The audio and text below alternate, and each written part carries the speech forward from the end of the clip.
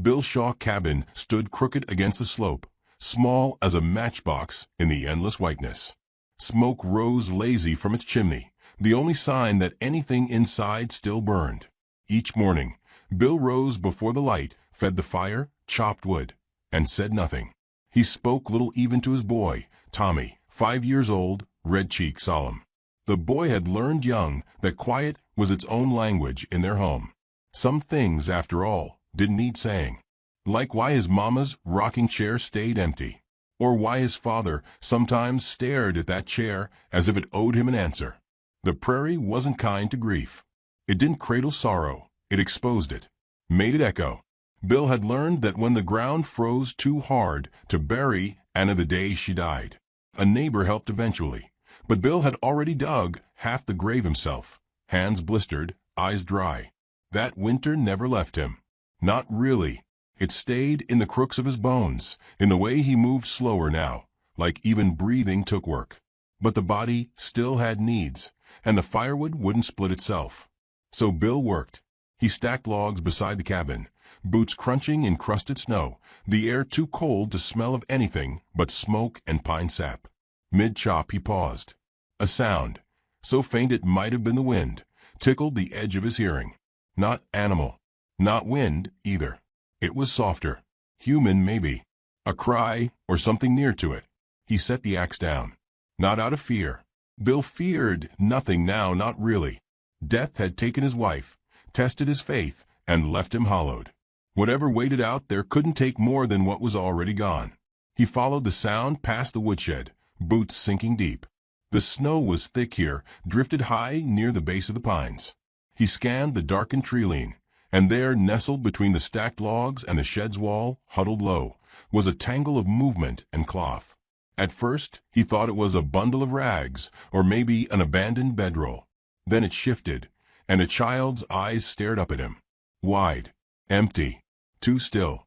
He dropped to one knee. There were 3 of them, girls, identical in the way wildflowers sometimes bloom in clusters, heads bowed together under a threadbare quilt. One clutched a wooden doll, worn down to the grain. Behind them, almost folded into the snow itself, was a woman. She looked barely older than 30, skin pale as bone, lips blue at the corners. Her hair, matted and tangled, was the color of walnut bark, and her arms curled protectively around the girls like the last act of someone who had nothing left to offer but warmth. He touched her shoulder. Her eyes fluttered open, briefly, just enough to see him. Her lips parted. Please. That was all she said before falling limp again. Bill didn't think. Didn't weigh the pros or the cost. He scooped her up, her weight near nothing, and carried her toward the cabin. The girls followed, too cold to resist, too tired to ask. Their bare feet left shallow prints in the snow, quickly covered by the wind. Inside, the cabin shivered with life. Tommy blinked up from his place on the floor beside the stove, where he'd been playing with a carved horse. His eyes widened. Bill knelt by the fire, laying the woman gently down on the bearskin rug. She groaned, barely. Her fingers, still curled from instinct, clutched at the air before falling still again. He nodded toward the kettle. Tommy, already on his feet, poured water into the tin basin and laid out the rag Bill pointed to. The boy's hands moved without question. His father had taught him well. One of the girls coughed. Another sat cross-legged and reached for the flames as if to draw them inside her. The last, smallest one, stared at Bill with the haunted look of someone who'd stopped expecting kindness. He placed a blanket over them. Then another. When the woman's color returned, faint pink rising like dawn along her cheeks, he finally let himself breathe. That night, Bill sat in his rocker, one hand near the rifle by the door, the other holding a cup of bitter coffee gone cold. The triplets slept beside the fire, curled around one another like puppies. The woman slept, too, her chest rising slow and shallow. Tommy lay on his cot, but he did not sleep. His eyes kept straying to the figures near the hearth. "Pa," he whispered. "Are they stayin'?" Bill didn't answer. He stared at the woman's face. How peace looked unnatural on her, like it had been stolen from someone else. He hadn't meant to take in anyone. His world didn't have space for more loss. But there they were, for lives pressed like seeds into the dirt of his quiet. Outside, the snow kept falling. Days passed like smoke. The woman's name, he learned, was Maribel. She said little, even when her strength returned. Not out of distrust, Bill thought, but because silence had become her shield. She moved like someone trained to make herself small, to take up less space. But when she looked at her daughters, Letty, Mira, and June, her eyes shone fierce, wild with devotion. Maribel tried to leave on the third day. She'd gathered the girls' thin things into a satchel and stepped out at first light. Bill found her at the edge of the woods, arms tight around her children. "Can't take more of your food," she said. Her voice was low, hoarse still, but steady. "Ain't right." Bill looked at the girls, at their hollow cheeks, then back at her. "You'll freeze by noon," he said. "I've done it before, but not with them." She didn't answer. He stepped aside. She waited, then turned around. Back inside, she mended his coat, replaced the buttons with carved wood. Her stitches were careful, even. She set the coat beside the fire without a word. He left her coffee the next morning, the mug warming a spot on the table before sunrise. They did not speak of debt, nor charity, only chores, meals, the weather. And that was enough. The triplets began to laugh again, softly, at first like birds testing wings.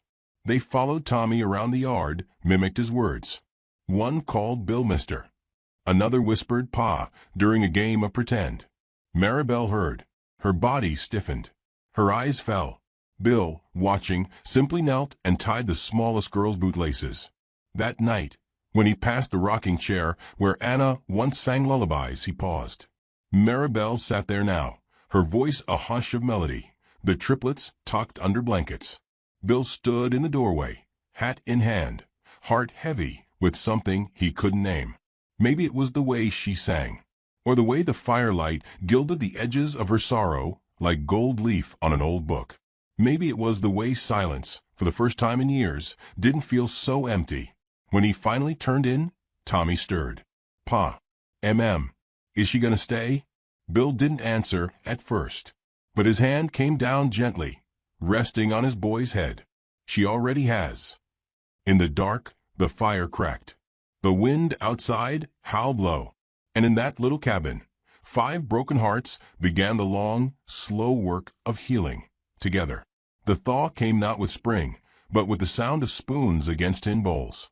Each morning after that storm-swept rescue, warmth crept back into the world in quiet, stubborn ways. Not in grand declarations or sudden smiles. No, in this house, warmth came like a sunrise muffled by cloud. It came in the heat of porridge shared between children on a frayed rug, in the steam that curled off laundry water, in the way Maribel moved around the cabin like a woman born to fix what others left broken. She never spoke unless she had to. Her voice, still husky from cold and caution, floated like smoke, barely there. But her hands said more than mouths ever could. She mended Bill's coat without asking, stitched Tommy's gloves with new lining, straightened shelves like she'd lived there always. The triplets followed her like shadows, one always clutching her skirt, another dragging that same old wooden doll, its painted face now faded entirely away. Bill watched. He had always been a watcher. He'd watched the rain fall on Anna's grave, watched men ride past his fence without tipping their hats, watched his own boy grow quieter each season since his mother passed. But this was different. He watched Maribel peel potatoes with the same gentleness she used to braid June's hair. Watched her lift Tommy onto the bench beside the stove when his feet grew cold. She moved without drawing attention and somehow, without intending to, filled the cabin with a quiet dignity that had not lived there since Anna died. Still, Bill did not speak much more than before. But one evening, he came in early from chopping, boots thick with snow, face raw from wind. He set down the wood, looked around the room full of murmured play and soft light, and said, "You cook like someone who's done it for an army." Maribel looked up from a skillet. A flicker passed over her face, surprise first, then something unreadable. Maybe even something close to pride. "Just hungry mouths," she murmured. He nodded, rubbed the frost from his beard, and said no more. But something shifted. From then on, they began to speak in fragments. Tommy broke the silence first, as children do, with honest questions and stubborn wonder. He asked Maribel what her favorite flower was. She said sunflowers. Asked if she'd ever ridden a horse. She said she once did, but not well. He laughed and promised to teach her. Then came the triplets' questions. Letty wanted to know why the moon followed them. Mira asked if dolls could dream. June, the quietest, simply crawled into Bill's lap one night and rested there like she belonged to him always. That, more than any words, began the slow stitching of what would come to feel like family. One evening, while the wind howled like wolves at the corners of the house, Bill poured 2 mugs of chicory coffee and left one at the table's far end. Maribel looked up, blinked, then walked over and sat without a word. They drank in silence. But it was the kind of silence that speaks. Her hands wrapped around the mug as though she hadn't held warmth in years. Her eyes didn't meet his, but they softened, focused on the window instead. "My mama had hands like yours," Bill said quietly. "Strong hands. Knew how to work without complaining." Maribel didn't smile, but something in her face relaxed. "She taught me to knead bread by feel," she said after a long pause. "Told me soft things didn't come easy. You had to make 'em with tired fingers." He nodded. That was the sort of truth Bill respected. The kind you couldn't find in scripture or newspapers, only in lives lived close to the dirt.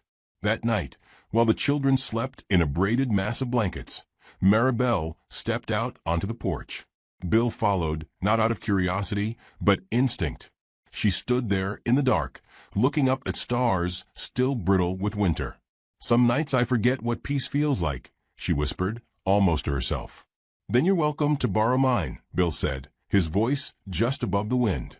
She turned to him then, not all the way, just enough for him to see the faint shine in her eyes. "That's not a small offer," she said. "It ain't small peace," he answered. In the days that followed, Bill started building a new cot. He didn't say why, just took some spare pine planks and began smoothing them down each evening. Maribel didn't ask. She simply brought him nails and held the frame steady while he hammered. One afternoon, Tommy stumbled while playing and scraped his knee. Blood welled up bright and angry. He tried not to cry, but the pain came quick.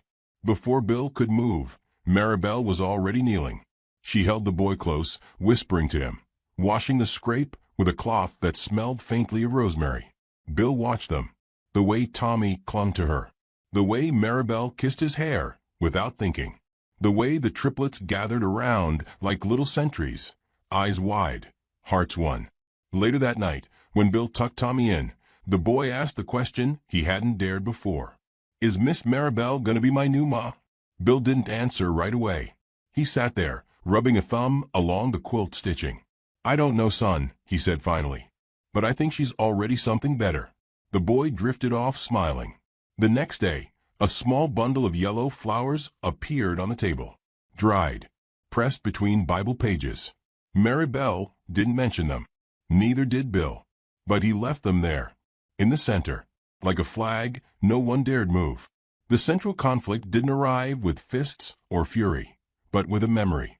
Maribel sat by the hearth brushing Myra's hair when Bill asked softly, "What brought you this far north?" She paused.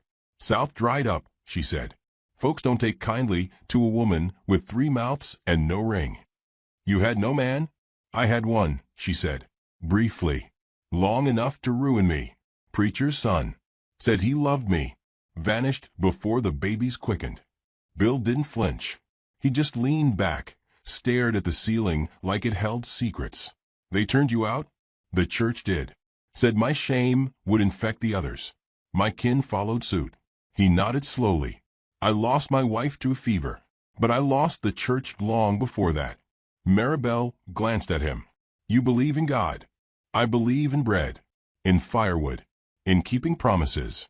Whatever's behind that, I leave up to Him." Her lips twitched, a shadow of a smile. Not quite there, but close. That night, she sat in Anna's old chair again.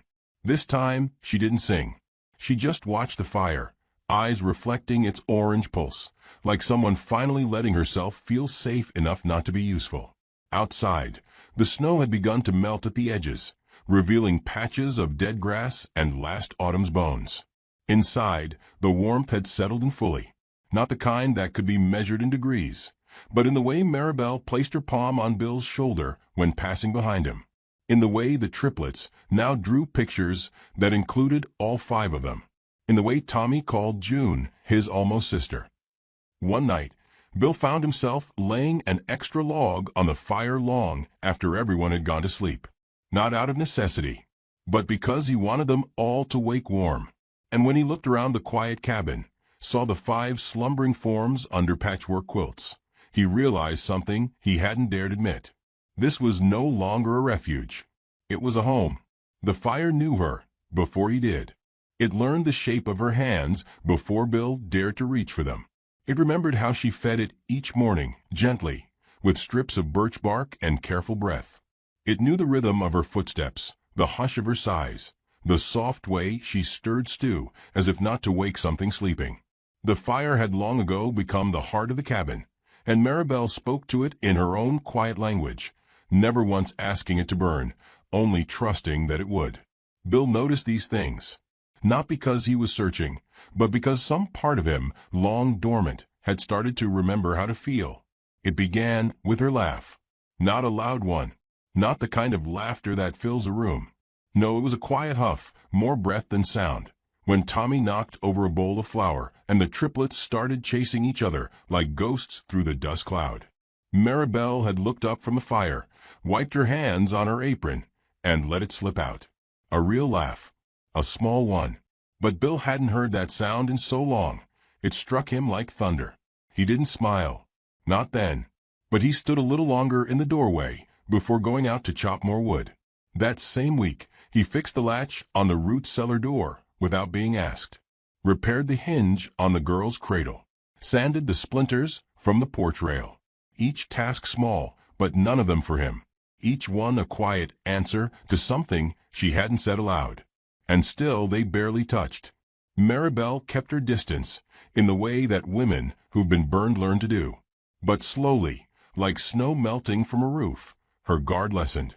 She let him hand her the kettle in the mornings, let their shoulders brush when passing in the narrow space between stove and table. One night, when June woke crying from a dream, Maribel reached out for Bill in the dark, not with panic, but instinct. And he followed, no questions asked. Together, they held the child between them, warming her in the hush of night until the crying stopped and the house returned to sleep. It was the first time their hands touched. Brief, bare, but enough. By March, the snow had receded from the door like a beaten dog. Shoots of green peeked out beneath the fence posts. Birds returned hesitantly, as if unsure if this place could still be home. One day, while Bill was fixing the wheelbarrow, he looked up to see Maribel hanging laundry on the line. Her hair was unbound for once, falling like riverweed down her back. The triplets ran in circles around her skirt, their giggles rising like birdsong. And Bill felt something inside his chest twist, not in pain, but in recognition. This, he realized, was what he had once hoped for. Not joy but peace. Not passion but steadiness. He did not name it love, not yet. That word was too heavy, too final. But he felt its shape forming. Later, she found him sanding the porch steps. "You don't rest much," she said, handing him a cup of water. "I don't know how," he answered. "Not anymore. You did once. I had someone to rest with then." The words hung in the air, like smoke not ready to rise. Maribel sat beside him. "I wasn't born with a quiet soul," she said, watching the sky. "But life carved one out of me." Bill didn't look at her. He didn't need to. "What'd it take?" he asked softly. She hesitated. "Then, everything I was willing to give. And then some I wasn't." They didn't speak after that. Not until supper. Not until Tommy brought in a frog and the triplets shrieked and Maribel, laughing now, chased them outside with a wooden spoon. In those days, the fire in the hearth grew steady, less from need and more from ritual. It was Maribel who fed it each night, even when the air was warm. She never let it go out, as if some part of her feared that without flame, the house would forget what it had become. One night, As the children slept and the wind creaked in the rafters, Bill brought out a small wooden box. He placed it on the table. Maribel watched him, unsure. "I started carving again," he said. "Been a long time." She lifted the lid. Inside were 4 small figures, crude but unmistakable. 3 girls and a woman, their shapes softened by his rough hands. The 4th, slightly taller, held a tiny carved doll. Maribel touched one of them, reverent. Her fingers shook. "I made Tommy one when he was born," Bill said, voice rough. "And I used to paint them. Said it made the wood feel seen." Maribel didn't speak. She couldn't. But when she looked at him, something raw and unguarded shone in her gaze. She reached across the table, not to touch him, but to hold the figure tighter, as if grounding herself. "You didn't have to," she whispered. "I did," he said. She left the box open beside the fire that night. And when she passed Bill's chair, she brushed his shoulder lightly with her hand. It was the first time she touched him without need. That was the week they began to talk at night. Nothing dramatic. Just stories, small ones. She told him about the river she used to wade in as a girl, about a calf she helped birth once on her uncle's farm. He told her about Anna, not the dying part, but the way she sang to the geese in the spring, the way she smelled like lilac and wood smoke. They weren't stories meant to impress, but to share, to offer up pieces of themselves, like bread on a plate. The children listened sometimes, half asleep on the rug, pretending not to be awake. Tommy began calling Maribel ma'am, with gentleness now, not out of manners, but belonging. One evening, Mira fell while gathering eggs and scraped her knee. Maribel hurried to her, but Bill got there first. He lifted the girl gently, checked the wound, kissed her temple. She clung to him like ivy. Maribel stood still for a long time after. That night, she sat beside Bill on the porch steps. "You're good with them," she said. He shrugged. "I'm just learning as I go. I never thought I'd see a man like you be kind." He glanced sideways. "Why is that?" She hesitated. "Because the last one who offered me kindness wanted a price. And when I wouldn't pay it, he took what kindness he gave and made it feel like a sin." Bill didn't move. "I'm not him," he said simply. She nodded. "I know." He wanted to say more. Wanted to tell her that her presence made the cabin breathe again. That every time he looked at her, he remembered how to hope. That when the children laughed, it was her laughter he heard behind it. But instead, he handed her a blanket. And she took it. And they sat there together until the moon rose over the trees. Weeks passed. Then, one morning, everything shifted. They were in the yard, Bill chopping kindling, Maribel hanging laundry, the children digging in the soft dirt for worms. A normal morning, soft, full, until the sound of hoofbeats broke it apart. 3 riders, slow and deliberate, crested the hill. Bill straightened. Maribel turned, her hands freezing mid-motion. He saw the color drain from her face before the men came close enough to recognize. The lead rider wore a deputy star, Harlan Finch, the preacher's right hand.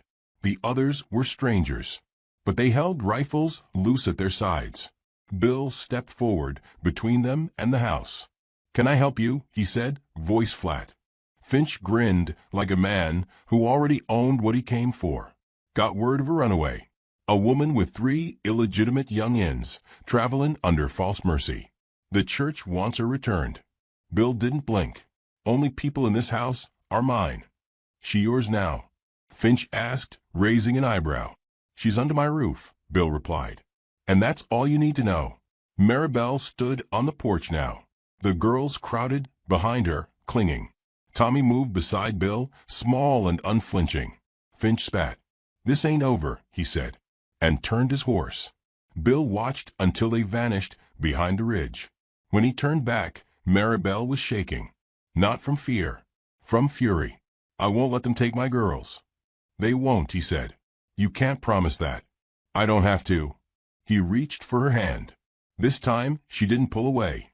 That night, the fire burned brighter than it had in months. As if it, too, had been warned. As if it, too, understood that warmth must now defend what it had gathered.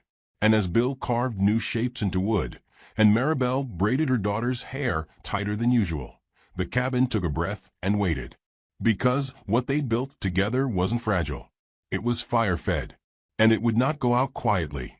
The knock didn't come all at once. It came first in silence, a kind that felt too sharp for peace, too pointed to ignore. The kind that laid across the shoulders of the cabin like a storm cloud that hadn't yet learned to speak. The children felt it first. Their play dulled. Laughter dropped in volume. They began glancing over their shoulders, even as they made daisy chains and raced sticks in the creek. Tommy grew protective, hovering near the triplets with his chin lifted like a colt pretending to be a stallion. Bill felt it too. He started sleeping lighter, left his boots near the door, and the rifle always loaded. He built a second latch for the cabin and oiled the hinges on the trapdoor that led to the root cellar, just in case. Not because he wanted a fight, but because the world never waited for your readiness. It came when it pleased. And when it did, you either had something worth protecting or you didn't. And now he did. Maribel moved quieter these days. Not from fear, from strategy. Like she was already bracing herself, measuring distance, weighing exits. She swept the floor as if it mattered more than ever, as if order would be their best defense. She boiled water before she needed it.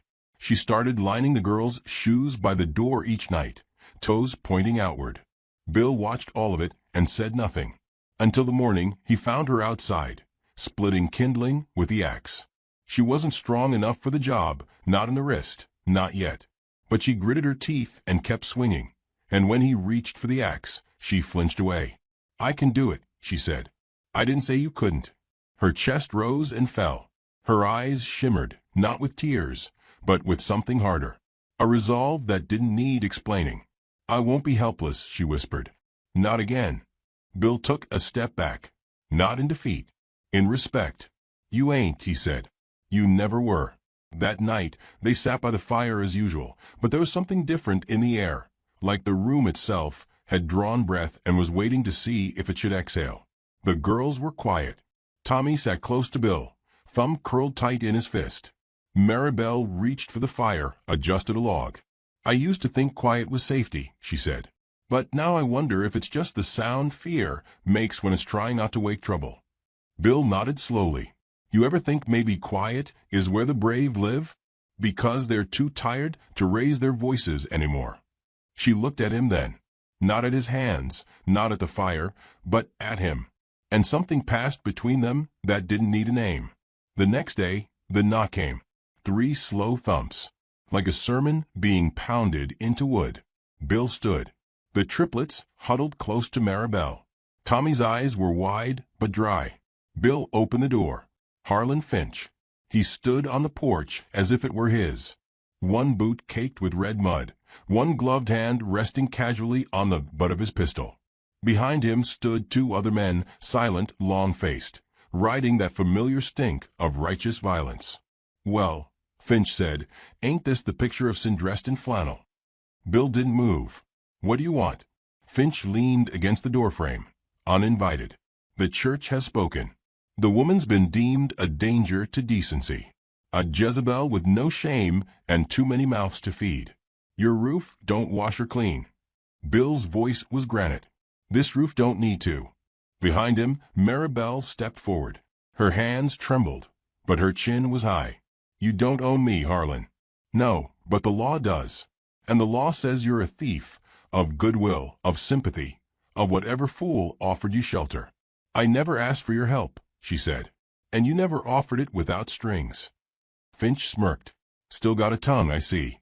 Maybe I should remind you how quickly that can change." Bill stepped between them. "I buried my wife with less ceremony than I'll bury you if you speak to her again like that." The threat landed with the thud of a shovel hitting stone. Finch backed up 1 step. "Not fear, calculation. This ain't over," he hissed. "You're harboring wickedness, Shaw. And wickedness spreads." Then he turned, boots grinding into the earth like nails, and rode off. The others followed. Inside, no one spoke for a long time. Maribel sank into the nearest chair, her breath uneven. Tommy sat at her feet, staring at the door. One of the girls began to cry. Bill sat beside them all, arms wide. No words, only stillness. That night, he moved the rifle to the table, loaded the second one, and leaned it near the door. He handed Maribel the shotgun and said, softly, "I'll teach you." She blinked. "What if I can't do it?" "You won't have to. But you'll know how." Out back, beneath the fading sky, Bill showed her how to load, how to breathe, how to steady her hand even when it shook. "You ain't shooting at a man," he said. "You're protecting a promise." She nodded. He showed her twice. Then once more. By the fourth time, she didn't tremble. That night, they made no fire in the hearth. Just candles. Just shadows. And still, the cabin felt warm. Because something deeper than flame had been lit. The next day, they began to prepare. Not for war, but for keeping. Bill strengthened the shutters. Moved food stores closer. Taught Tommy how to lead the triplets through the trapdoor if needed.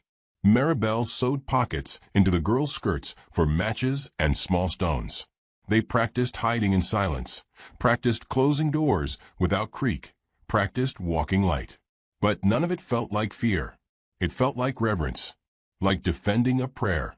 The world outside the cabin turned colder again, though spring should have been near. The wind picked up. The creek swelled. And Bill could feel something building, not in the sky, but in the air between all things. Then, 3 nights later, it came. No knock this time.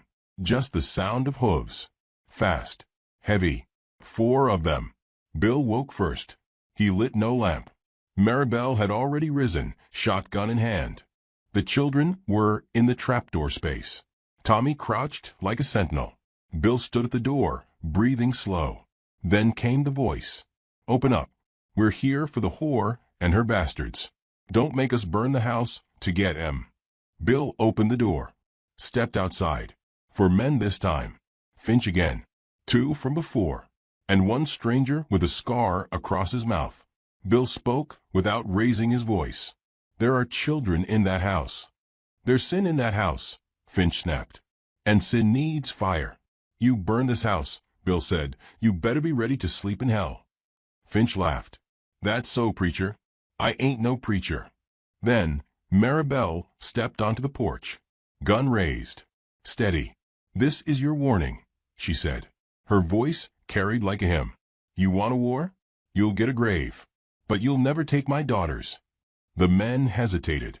The scarred one stepped forward. "Woman, I'll—" And then, boom. A warning shot. Straight into the dirt between his boots. Maribel didn't flinch. Bill didn't either. The men looked at each other. Finch's confidence cracked.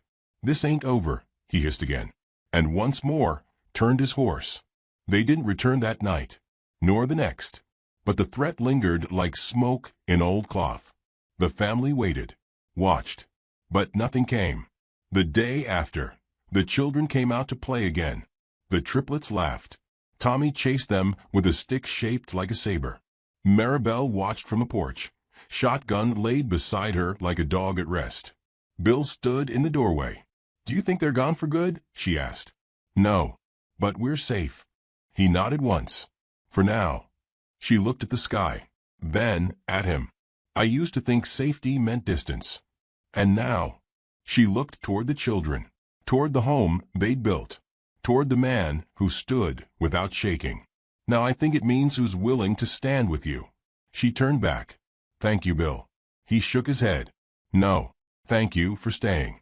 Even when the world told you not to." They didn't touch. Not yet. But they didn't need to. Because some things don't announce themselves. They arrive quietly. Like warmth. Like fire. Like family. The world came back with a vengeance on a morning so still, it seemed stitched from prayer. Dew silvered the fields. Birds chirped cautiously, as though unsure if they still had permission to sing. The sun reached through the trees, light breaking across the cabin like spilled gold. Inside, the air smelled of rye toast and coffee, of wood smoke and soap. A typical day, blessed in its ordinariness. Bill stood by the fence, hammering down a loose board. His shirt sleeves were rolled to the elbows, hands weathered but steady. Tommy and the triplets raced through the grass barefoot, giggling, chasing shadows and butterflies alike. From the porch, Maribel watched, a mug in her hands and calm in her gaze that hadn't visited her face in years. For a fleeting breath, it felt like they had won. Like whatever storm had howled at their doors had moved on. Like a future might finally be offered instead of fought for. Then came the crack of thunder. Only it wasn't thunder. It was gunfire. Not near. Not yet. But close enough to kill the light. Bill turned before the echo finished ringing. Maribel was already lifting the girls, calling for Tommy. Her voice remained even, but her eyes said what her mouth wouldn't. It's happening. They knew this would come. Peace was never built on permanent soil. Bill opened the trapdoor. The cellar had blankets, water, matches, and food for 2 days. The children filed down, without panic, just the somber obedience of little ones who had learned what it meant to survive. Maribel paused at the threshold. Bill handed her the shotgun. "Stay here," he said. She didn't argue. She only touched his arm, once, light as smoke, and disappeared beneath the floorboards. The door shut. The lock turned. Bill walked out into the yard. 3 riders this time, not 4. But this time, they didn't bring warnings. They brought fire. One man tossed a bottle, glass, lit from within, and it shattered against the chicken coop. Flames leapt like dogs unchained. The hens screamed and scattered. Bill raised his rifle. He didn't shoot to kill. He shot to stop. The second bottle fell short, landing in the mud. One of the riders, scar-mouthed from before, charged. Bill fired again, hitting the man's shoulder. The rider fell from his horse, cursing, writhing. Blood bloomed into the earth. The second man hesitated. And Bill saw it, that flicker.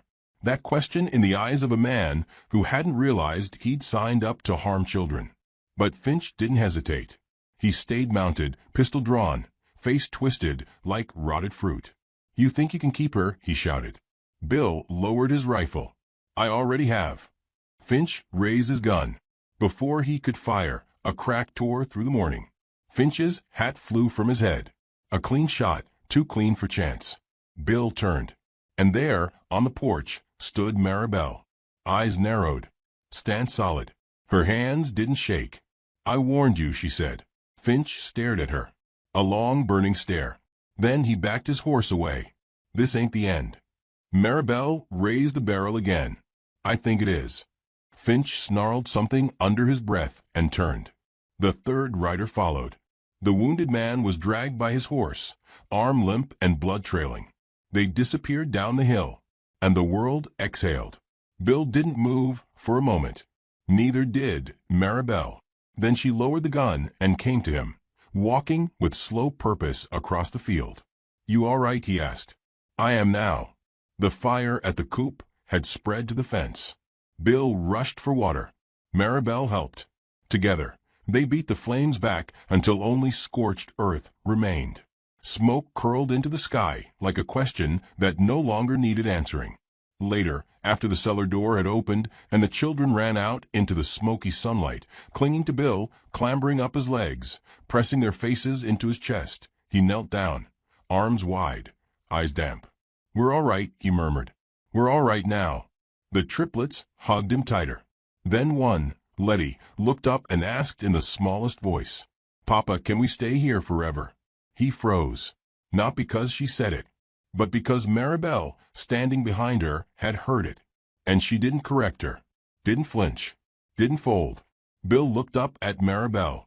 She met his gaze. Neither of them smiled, but something brighter than joy passed between them, acceptance. A vow not yet spoken, but already lived. That night they did not hide. They lit every lantern. Let the fire blaze proud and high. Maribel cooked with steady hands, and Bill set the table like it was Sunday supper. The children drew pictures by candlelight, stick figures of their family, a house, a horse, a dog they didn't yet have. Maribel sat beside Bill at the table. "I never asked you to fight for us," she said. "You didn't need to. I still want to say thank you." Bill shook his head. "No, thank you for showing me how to live again." She looked down, eyes shining. "I didn't know how to do it either. Not until here. Not until this. He reached across the table, covered her hand with his. Her fingers didn't pull away. I ain't offering a perfect life, he said. I got grief still living in my bones, and ghosts that visit when the wind's right. She smiled softly. I don't want perfect. I want real. I want what we already built. They sat like that, hands linked. Not lovers yet, not quite. But something steadier. Something rooted. A love that wasn't asked for, but had been earned, plank by plank, breath by breath, in silence and smoke and starlight. The next day, Bill hitched the wagon and drove into town. People stared. He didn't flinch. At the general store, he bought new boots for all 4 children. A shawl for Maribel. Nails, paint, and flower seeds. The man at the counter said nothing, only watched Bill's hands and saw how they no longer trembled. Back at the cabin, they painted the front porch. Maribel hung the flower seeds in the window to sprout. Bill built a swing beneath the oak tree. It squeaked in the wind like a laugh waiting to happen. And life, real and rooted, began. Tommy still had bad dreams sometimes. Maribel still woke early, scanning the horizon before settling. Bill still kept the rifle cleaned, the latch checked twice before bed. But the fire never went out. Not anymore. One afternoon in April, as Bill mended a gate and the girls played in the sun, Tommy sat beside him and asked, "Pa, are they my sisters now?" Bill paused, looked toward the house. Maribel stood in the doorway, her apron dusted with flour, hair pinned back, sun on her face. She waved. He waved back, then turned to Tommy and said, "They always were. We just hadn't met 'em yet." Later that week, Maribel found him carving something at the kitchen table. Another set of wooden figures. 5 now. Maribel, Bill, Tommy. The 3 girls, each with etched smiles, each small but strong. She traced her finger across the curve of the wood. "You still carving the future?" she asked. "No," Bill replied. "Just putting the truth into shape." The girls called him Papa now, without hesitation. Maribel didn't correct them. Bill didn't either. One night, long after the children had gone to bed, he and Maribel sat on the porch swing. The stars above them were gentle and scattered like dandelion seeds. "I used to think I was finished," Bill said. "Like whatever life I'd lived was all I'd get. The rest was just waiting." She leaned against him. "And now I think life waited for me." Maribel closed her eyes. "I did too." They didn't kiss. Not then. That would come later. But they sat with shoulders pressed, hearts no longer hiding. And in that stillness, the world didn't feel cruel. It felt earned. Out beyond the trees, the wind carried the sound of children's laughter. Bill smiled. "Funny thing about being called father," he murmured. "You think you gotta deserve it first. But sometimes it finds you anyway." Maribel answered softly. "Sometimes that's all love is, being found. And letting yourself stay." The fire inside crackled softly, like it understood. And outside, beneath the endless sky, 5 hearts beat steady in a house once built for silence. Now, it held something better. It held the sound of being seen. It held family. The snow fell in hushes that softened everything but the ache in Adam McCrae's chest. His horse, a sun-worn buckskin named Bramble, moved slow through the frost-bitten trail, hooves crunching in rhythmic sorrow. Breath plumed in silver from Adam's mouth, but he said nothing, not to the animal, not to himself. Words had lost their weight since the ground took her. He wore a long oilskin duster, and beneath it, a faded red scarf that still held the faintest trace of lavender, though he didn't notice it anymore. The scarf had been hers, Annabeth, and once upon a warmer time, she used to laugh when she caught him wearing it. Now, it just served to keep the wind off his throat. A practical thing. Like everything else that was left, the trail to town was longer in winter. Or maybe it just felt that way. The snow made every step a burden, every memory louder. Trees flanked the road like mourners, their branches heavy with white. The wind carried the distant cry of a hawk or a soul. He wasn't sure anymore. Adam wasn't headed to town for anything urgent. He had coffee, flour, jerky enough to last through the end of the week. But the cabin had become too still, too quiet. The kind of silence that had a shape, that leaned against her chest at night, heavy and breathless. Sometimes he swore he heard her footsteps in the hallway. Sometimes, late enough into the whiskey, he answered. He didn't plan to talk to anyone. Just ride in, pick up what he didn't need, and ride out. But as Bramble crested the last ridge before White Ridge, Adam spotted the plume of smoke from chimneys. The town lay low and dusted with snow, its buildings hunched like old men bracing for a fight. He pulled the brim of his hat down and rode in. The general store was dim and warm inside. Adam didn't make small talk with Miss Edna at the counter. He never did. He nodded, picked up a tin of tobacco, some sugar, a candle or two. The kind of things a man bought to pretend he still lived a life. She didn't press. Folks in White Ridge had long stopped trying to dig beneath the surface of Adam McCrae. He was just about to step back into the cold when he heard it, voices, loud and laughing. Not the joyful kind. The mean kind. The kind that always managed to bloom like rot near a saloon. He paused at the threshold, watching the wind swirl fine snow past his boots. "You won't find a prettier one at her age," someone hollered. 55, they say, but hell, she could pass for 60 if you squint. Adam turned. Against better judgment. Curiosity, or something deeper, pulled at his spine. He followed the noise down the muddy strip of town to the Red Lantern Saloon, where men gathered in a crooked semicircle out front. Most were ranch hands or drifters, drunk on snow and boredom. The crowd shifted, revealing a raised plank of wood fashioned like a crude stage. And on it stood a woman. She was wrapped in a pale gray shawl, the kind stitched from desperation, not luxury. Her hair was silver, not the kind turned soft with age, but stark and proud, like the blade of a knife.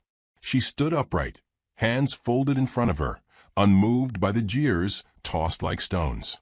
"She was my brother's wife," a man spat, red-faced and sweating despite the cold. "Ain't got no kin now, but us. We're just looking to give her a new home, is all." Adam said nothing, but the noise around him dimmed. The woman didn't cry, didn't flinch. She just stood there, head high, eyes like iced-over rivers, still but impossibly deep. He felt it before he understood it. A weight shifting inside him, some long-locked chamber groaning open. "Hell, I'll give $1 just to see what she can do with them old bones," a man in the front yelled, drawing laughter. Her eyes didn't blink. Adam stepped forward. The crowd didn't notice him yet. They rarely did. He could have walked into a fire and no one would ask why. But this was something else. A younger man elbowed the auctioneer, maybe a cousin or a hired ranch hand. "Ain't no law says we can't, right? She ain't got papers.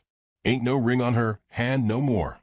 "She's not for sale," Adam said, the words low but clear. The laughter paused. The air, heavy with wet snow and stale whiskey, pulled taut like a wire. The auctioneer squinted. "What's that, stranger?" "I said she ain't for sale," Adam repeated. He didn't raise his voice, didn't move his hand toward the revolver slung low on his hip. He just stared. Someone in the back muttered, "Ain't that McCrae?" "The rancher." "The widower?" another whispered. Adam stepped up to the stage, boots thudding on frozen mud. He reached into his coat, pulled out a $10 gold eagle, and placed it in the auctioneer's hand. "Take it. Use it to bury your shame." The man stared down, jaw slack. Adam looked to the woman. "You coming with me?" She held his gaze. 1,000 thoughts passed across her face in the silence that followed. Suspicion, pride, fear, disbelief. But in the end, she nodded. Just once. He took off his coat, the one still smelling faintly of horses and hearthwood, and draped it over her shoulders. Her fingers brushed his. They were cold, delicate, but didn't tremble. The crowd parted as they walked. No applause. Just the soft hush of snow meeting ground and boots walking away from something unspeakably wrong. They didn't talk as they reached Bramble. Adam helped her up into the saddle without asking. She said nothing, but she adjusted herself like a woman used to riding. A woman who remembered how to carry herself even when the world tried to break her legs. He walked beside the horse, hands shoved deep into his pockets. The scarf around his neck fluttered lightly with the wind. For a long time, neither of them spoke. It was the kind of silence that didn't demand explanation. Eventually, as the town blurred into the whiteness behind them, she said, "You didn't know me." "Why?" He looked ahead. Snow began falling again, finer now, like ash from a distant fire. "Didn't need to," he said. She absorbed that for a moment, then nodded. "I don't have anything to repay you with." He glanced up at her, his breath fogging the air between them. "Didn't ask." Another silence passed, but it was a better kind of silence. The kind with room in it. "What's your name?" she asked, voice rough from disuse. "Adam," he said. "Adam McCrae." She gave a small, almost imperceptible smile. May Delaney. The trail home stretched long ahead of them, but it no longer felt so hollow. There was movement in the cold now, something stirring beneath the snow. Something like warmth. And though he didn't say it, Adam felt it deep in his bones. The world had turned, just a little. Not enough to bring back the dead. Not enough to thaw the years of grief. But enough to remind him that decency wasn't dead. That maybe, just maybe, it still had a place here in the West. Behind them, the saloon faded into white. Ahead, the hills opened wide like a promise. The warmth inside the saloon was sour, thick with old sweat, spilled whiskey, and the heat of too many men pressed too close together. The red lantern's warped floors creaked under the weight of worn boots, some half-frozen from the storm outside. Smoke hung like breath held too long, and laughter, sharp, ugly laughter, split the air in bursts, rising above the slow wail of a fiddle in the corner. Adam McCrae stepped in from the cold without ceremony. Snowflakes clung to his shoulders like ghosts that didn't want to let go. He shook them off with one curt motion, then scanned the room. The crowd had thickened around the makeshift stage at the far end of the saloon, and voices lilted with a strange mix of amusement and cruelty. At the center of it all stood the woman, May Delaney, still wrapped in the coat Adam had given her. It hung loose on her frame, a garment borrowed from another life, but she wore it like armor. She hadn't moved since he'd left her outside. She stood with her hands clasped in front of her, head neither bowed nor high, simply level, present, waiting. A man in a brown waistcoat, one of the auctioneer's cousins, Adam guessed, raised his arms. "Gentlemen, let's keep this civil. We've got ourselves a rare offer tonight, and time's wasting." The laughter came again. Hoots. One voice called out, "How much for the apron and whatever's still soft under it?" Another, "Ain't she past cookin' and kissin'? Might just pay her to keep quiet." Adam didn't blink, didn't breathe hard. He stepped further in. Men parted for him without realizing why, like something in the room had changed temperature. The auctioneer, a rail-thin man with nicotine-stained teeth and the sheen of someone who only smiled when he was winning, held up a tattered piece of paper. No legal ties left. Her husband 6 months in the ground, and her in-laws have done their Christian duty by keeping her fed all this time. She's fit, more or less. Quiet, which some of you might call a blessing. Bid started $5. May didn't flinch. She looked beyond the crowd, past them, like she trained her soul to live somewhere else while her body remained. A voice near the bar called out, $1 and a bottle of rye.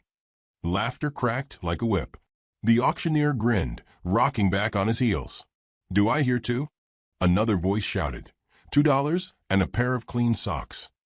Adam moved forward, slow and deliberate, until he stood just behind the front row of men. He could smell their sour breath, the rankness of clothes worn too many days. One turned to glance back, saw him, and immediately looked down. The auctioneer scanned the room, arms spread wide like a preacher selling salvation. "Don't let this gem slip past you, boys. You can't buy loyalty, but you sure can buy silence. She won't ask questions, that's for damn sure." That was when Adam stepped through the line of men and into the open. $10, he said. The room went still. Even the fiddle stopped. $10 was more than any man expected, and far more than anyone had planned to spend on a woman they didn't believe was worth $2. The auctioneer's grin faltered. "You serious, mister?" Adam didn't answer with words. He reached into his coat, pulled the gold eagle from his pocket again, and held it up to the flickering light. Then he tossed it onto the warped wooden stage. It landed with a clink sharp enough to silence the last few chuckles still rolling in men's throats. May turned to him then. Slowly. Her eyes met his, steady and unreadable. No gratitude, no disbelief. Just presence. A kind of recognition passed between them. Two people who knew what it was to be forgotten and refused to let it define them. The auctioneer scratched his jaw, uncertain whether to protest or thank him. "She ain't got nothing, mister," one of the in-laws called from the back. "No dowry, no youth. You sure that's what you want to spend your money on?" Adam turned his head just enough for the man to see his eyes. "I'm not buying her. I'm buying you gone." The man swallowed something bitter and stepped back. Adam looked to May again. "You ready?" She nodded. "Once." That was all. He extended a hand, but she didn't take it. Instead, she stepped down off the stage on her own, boots striking the floor with quiet finality. The crowd shifted to make space as she passed. Not out of kindness, but discomfort. Like they were watching something sacred they didn't understand. At the door, she paused, the cold slipping in around them like breath through cracked lips. Adam draped his scarf around her neck, gently adjusting it beneath the collar of the coat.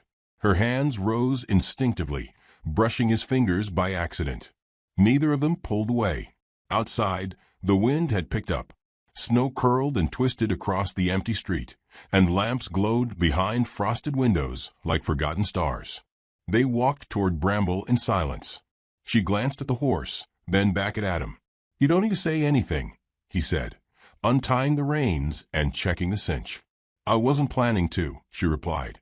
He liked that, her tone steady and unapologetic. She wasn't trying to charm or please. She wasn't trying anything at all. She was just standing, cold and whole and impossibly human. He helped her mount, the leather saddle creaking beneath her weight. She adjusted her seat like someone who'd done it 1,000 times. Maybe she had.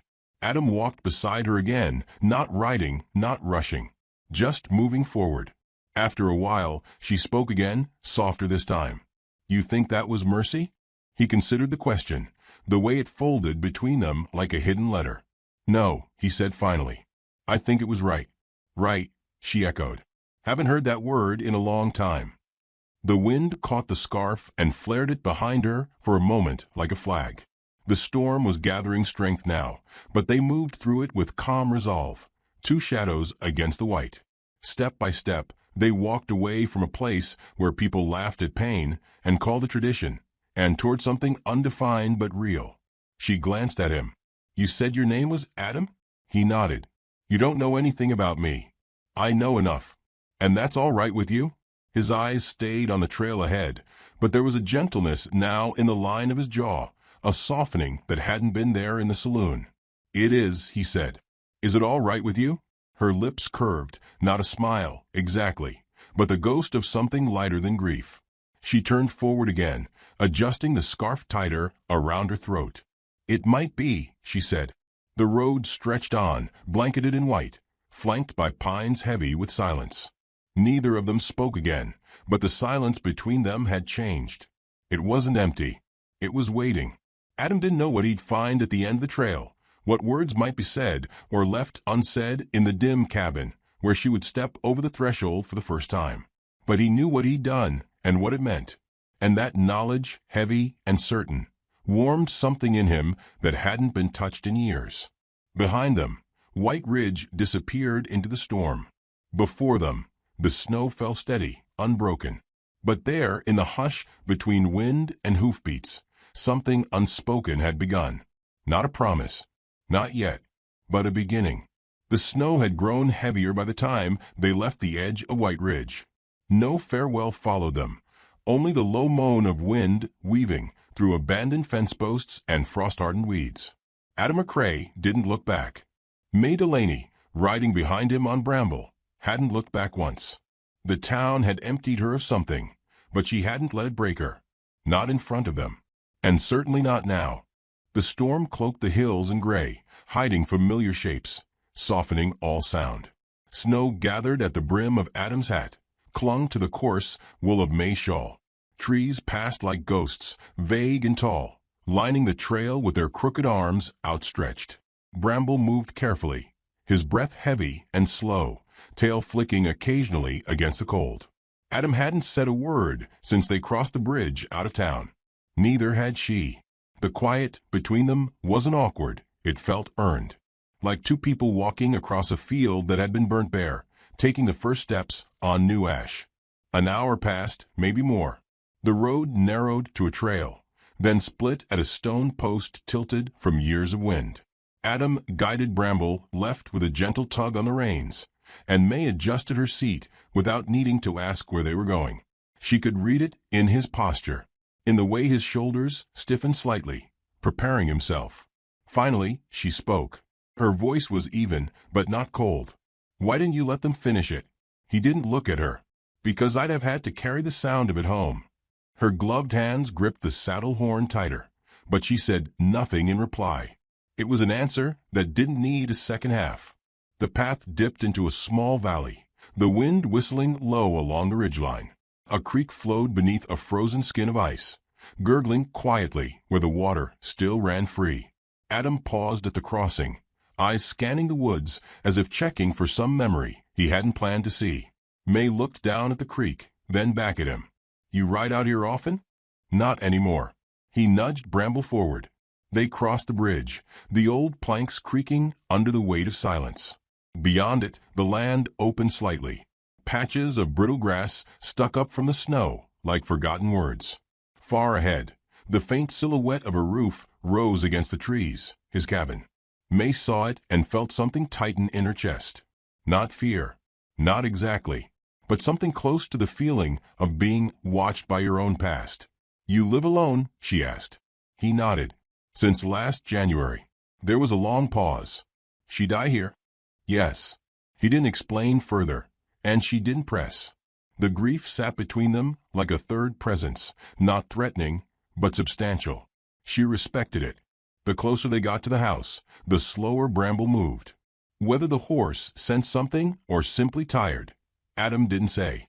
But as they crested the last hill and reached the narrow clearing, May saw the cabin clearly now.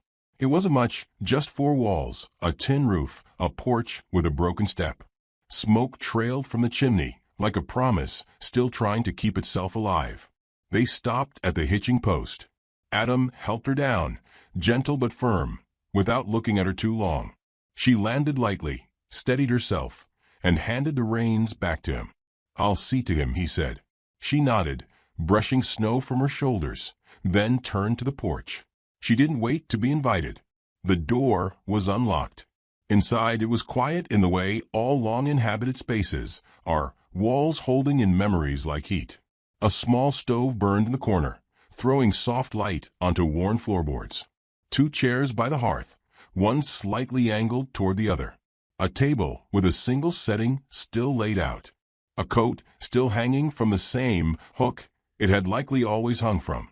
And on the mantel, a drawing, faded with edges curling. A child scrawl of a house, a sun with too many rays, a stick-figure family, 3 of them. A woman with long hair, a man with a cowboy hat, and something in the middle, genderless and smiling. May stood quietly, taking it in. She didn't touch it, just noticed. When Adam entered a few minutes later, brushing snow from his shoulders, he found her near the fire, warming her hands. "It's not much," he said. "It's enough." He removed his coat, hung it next to the other one without hesitation, pulled a second log from the basket, and added it to the stove. Sparks fluttered like fireflies behind the glass door. "You hungry?" he asked. "I could eat."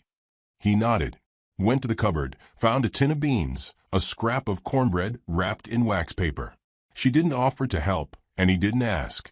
Some rituals had to be done alone the first time. This was still his house, and he needed to move through it like that hadn't changed.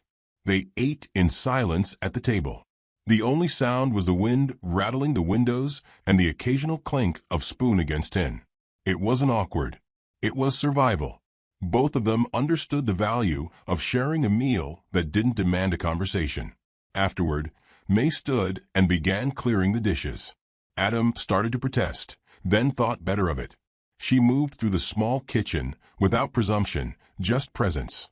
She washed carefully, dried each piece with a faded blue towel, and put them back where they had come from. "You always live this quiet?" she asked, drying her hands. "Since it got quiet," he replied. He pulled a chair closer to the stove and sat. May followed, settling into the second one. The fire cast shadows along the floor, flickering in slow movements, the kind that feel like breath. She glanced at the other coat again. It was green, woolen, and frayed at the cuffs. Still dusted with lint. Still heavy with time. She wore that a lot. He didn't answer for a long while. Then, she used to say, it smelled like the woods, even when we hadn't left the house in weeks. May nodded, looking into the fire. "She have a name?" He smiled faintly. "Annabeth." "She loved you." "I like to think so." May let that sit for a while. "And you?" "I'd have buried the world for her." Outside, the wind picked up. The trees hissed and moaned, but the cabin held firm. Inside, the silence shifted again, no longer cautious, but contemplative. He looked over at her then, really looked.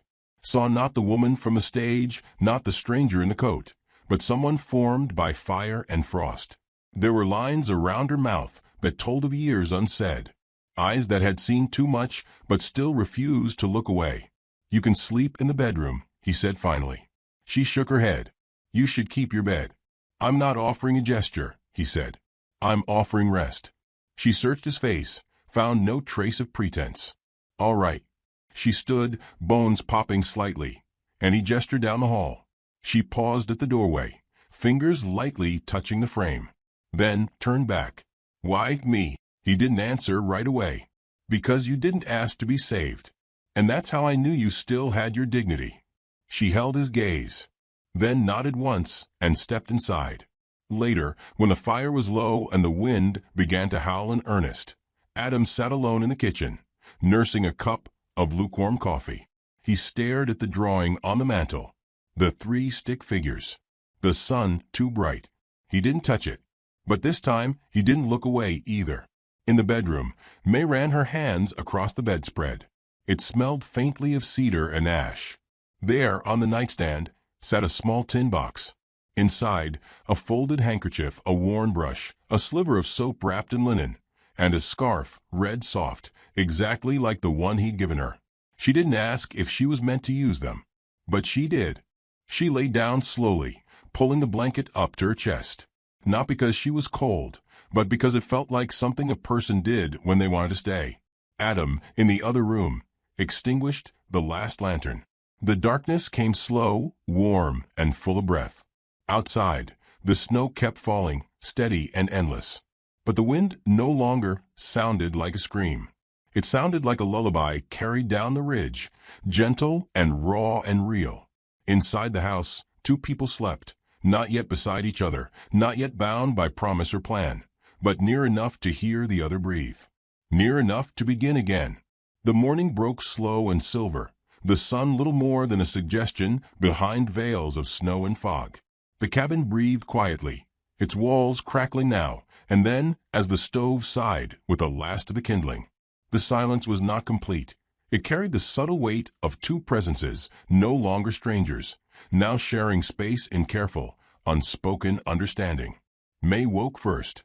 The room was cool, but not cold. She lay still a moment, eyes on the low ceiling, listening to the distant rhythm of wood being chopped outside. It was methodical, not rushed. Each thud was steady, like a heartbeat. She pulled the quilt closer, not from chill, but to delay the moment she'd have to move through a house that didn't yet feel hers. The scarf he'd given her hung on the back of a chair.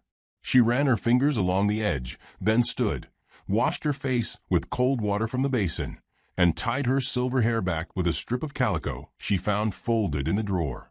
No perfume, no powder, just clean skin and old strength. When she stepped into the main room, it was warm again. A new log had been added to the stove. The smell of coffee curled through the air. Adam stood with his back to her, setting 2 chipped mugs on the table. He was still in his work shirt, sleeves rolled past his forearms, the scar above his wrist catching the morning light. He turned when he heard her footsteps. "Mornin'." She nodded. "I heard you out there." "Needed kindling," he said. "Storm's holding back for now." She sat across from him. He pushed a mug toward her. It wasn't sweet, wasn't even particularly hot, but it was honest. She drank it slow, watching the steam rise and vanish. "You sleep all right?" "Well enough." Adam looked at her then, not just with his eyes, but with a quiet recognition of someone beginning to accept another person into the architecture of their life. He noticed the way she folded her hands when she wasn't speaking, the way she looked at the room not with longing or judgment, but the resigned attentiveness of someone who knew how to inventory absence. "I commend that tear in your sleeve," she said after a while, nodding to his shirt. He glanced down. "Didn't notice it." "I did." He didn't argue, just gave a soft nod. The rest of the morning passed in silence that asked nothing of either of them. She mended his shirt with thread she found in a small tin above the hearth.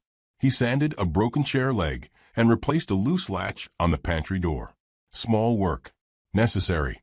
No declarations, just movement. Around noon, the wind picked up again. He brought in the last of the firewood, and she made a meal of boiled potatoes, salted pork, and onions. It wasn't good, but it was hot, and that counted for more. They ate it at the table, saying little. Afterward, Adam wiped his mouth with his sleeve and stared out the window. "You planning to stay?" May blinked. "You offering?" He didn't look at her, just stared at the snow beyond the glass. "Yeah." She studied him. "Why?" Adam took his time answering. "I've lived with ghosts for a year. You're not one." May exhaled through her nose, not quite a laugh. "And what do you think I've lived with?" He met her eyes. There was no challenge in them, just understanding. "I think maybe we're both tired of being haunted." The fire cracked beside them. She didn't look away. "And what happens if I say yes?" "You expect something of me." "No." "Then what do you expect?" He took a breath, folded his hands, rubbed his thumbs together. "That you stay because you want to." She nodded once. Slowly. A pause filled the room, long and steady. "I'll stay." He didn't smile, but something shifted in his shoulders, like a weight he'd grown used to had suddenly gone missing. That evening, while he took Bramble to the barn, she cleared the table and washed the dishes again, then found a stack of linens in the cupboard and changed the bedding in the room where she slept. Not because she was asked to, but because it felt right. She folded his late wife's scarf and placed it gently in the tin box, then tucked it back where she'd found it. Outside, the sky bruised toward violet. The wind pressed harder at the windows. Adam came back in smelling of hay and horse. She was at the stove, warming her hands. "You ever want to be a wife again?" he asked, out of nowhere. May turned, her face unreadable. "I was a wife longer than I wasn't." "That an answer?" "It's a memory." He nodded. "Mine too." He didn't press the question again, and she didn't dismiss it. As the fire burned down, they both sat on the floor, backs against opposite walls. The heat spread slowly through the room, and the silence felt less like a pause and more like a held breath. Eventually, May spoke again. "You said something that day in town about offering kindness. You meant it." "I did. I haven't had much of that. I haven't offered much before now." She nodded. "So what now?" He looked at her, slow and quiet, then stood, walked to the door, and opened it. The wind burst in cold and wild, but he stepped outside without flinching.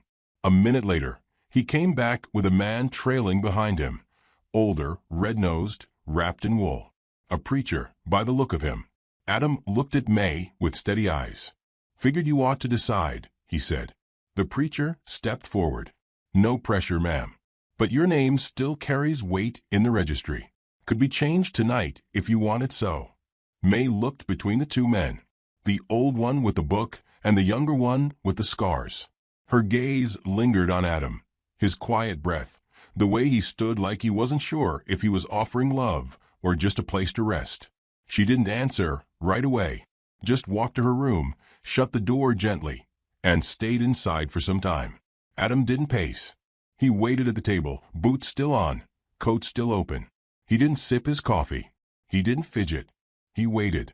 When the door opened again, she stepped out in her same clothes, only this time she wore the red scarf, not out of need, but because she'd chosen to. "I'll take your name," she said. The preacher opened his book. The firelight caught the edge of the page. The wind outside pressed at the house again, but didn't break it.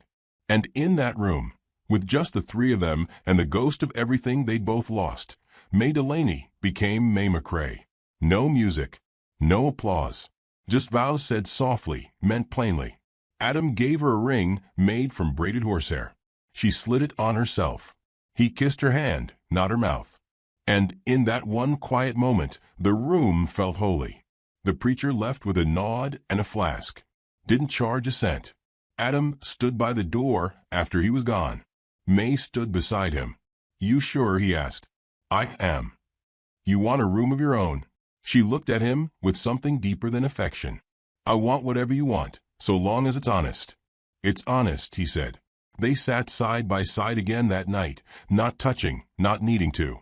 The fire burned lower. The storm deepened. And two people who had no plans, no promises beyond today, found themselves no longer waiting. In the stillness that followed, she placed her hand gently over his. He didn't flinch. He just turned his palm over and held it there, open and real. He whispered, "One day can be enough." And she answered, "Yes, it can." The morning after the wedding brought no celebration. No music, no dancing, no guests. Just the rhythm of a rancher's life continuing on as it always had. Chores to finish, stock to check, wood to chop. But something had shifted. The silence in the cabin no longer echoed. It rested. May rose early, as she had all her life. She folded the quilt back with care, dressed, and made the coffee before Adam came in from the barn. When he entered, his shoulders were dusted with snow, and his beard was damp with the breath of early winter. He took her in with a glance and a quiet nod, and she handed him the mug without words. They didn't need to speak to understand the weight of what they were doing. Continuing. The day passed in small motions. She swept the porch, boots crunching against the frost-worn boards.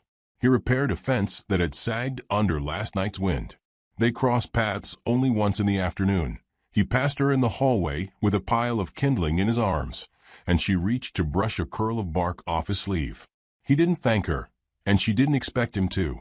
Some gestures carry more than manners can hold. That night, she found him staring out the window, the light of the oil lamp casting long shadows across his face. He held something in his hands, small and tin. She knew it before she stepped closer. "You opened the box," she said. Adam didn't look up. "I used to think it would hurt too much. Like if I touched it, the memories would turn against me." May leaned beside him on the edge of the table. "And now I think they were just waiting, not to haunt me, but to be carried forward." She reached for the brush inside the box and turned it in her hand.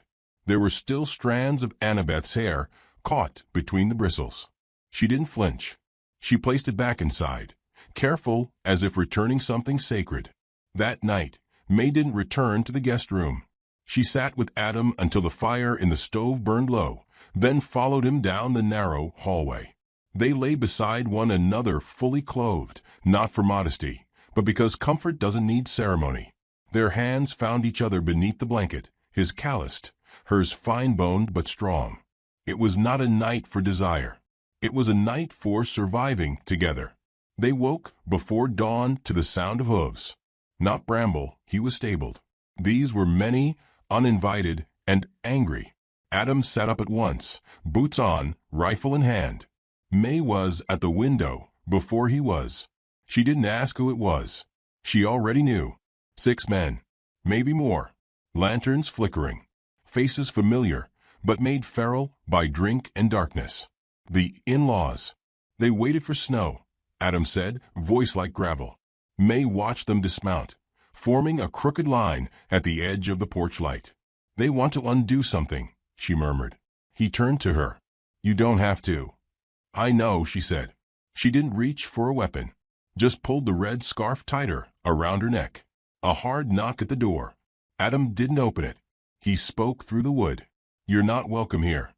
"You got something of ours," came the reply. His voice was thick with spite. "She's not yours to keep." Adam leaned his forehead against the door. "She's not yours to take." "You buy her like cattle, McCrae," another man slurred. "You think a ring and a preacher change what she owes." May stepped forward, placed her hand on Adam's shoulder. then turned the handle and opened the door herself. The wind slapped into the cabin, cold and wet. She stepped outside. Alone. They quieted when they saw her. Something in her presence stilled the sneers. She stood tall, coat buttoned to her throat, scarf vivid against the gray. "I owed nothing to your brother," she said. "And I owe even less to the men who spit on his grave and tried to sell me like livestock." One of them shifted. "You took food. Took shelter. That's a debt." "No," she said, voice like ice across glass. "I endured."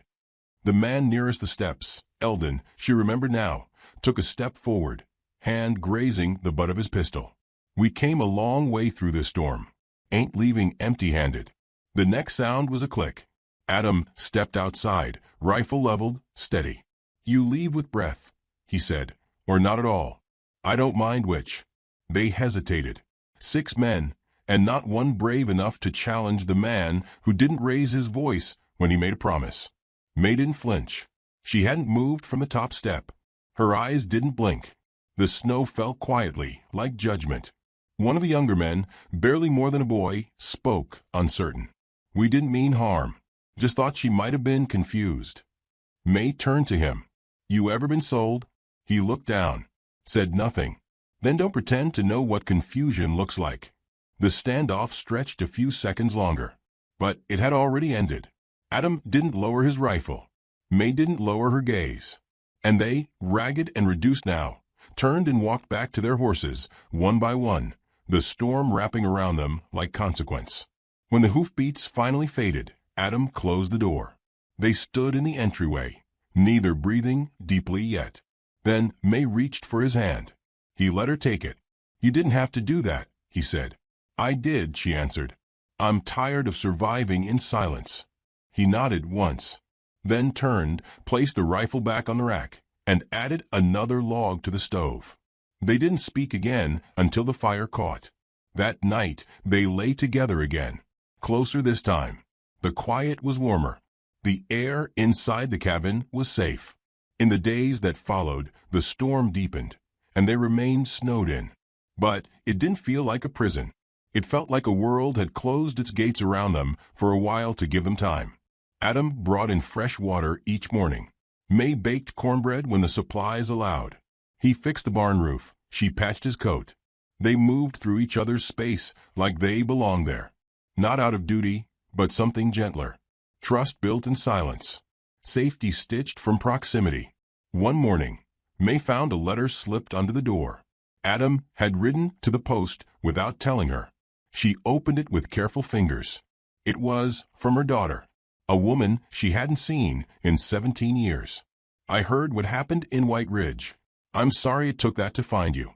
If you're somewhere safe now, I'd like to come see you." May read it twice, then handed it to Adam without a word. He read it, looked up. "You want her here?" She nodded. "If she'll come.